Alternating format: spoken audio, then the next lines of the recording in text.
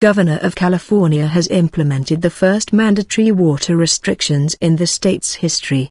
The order implements a 25% reduction in water usage for cities and towns across the parched state. Vast areas of government-owned lawns will be replaced by drought-tolerant landscaping, and towns will be banned from watering ornamental grass. Last year, Governor Jerry Brown proclaimed a state of emergency after years of drought. The snow in the mountains is at its lowest level since records began, so water supplies from melting snow will be lower than normal in coming months. We are standing on dried grass, and we should be standing in 5 feet of snow, said Mr. Brown, speaking in the Sierra Nevada mountains. People should realize we're in a new era.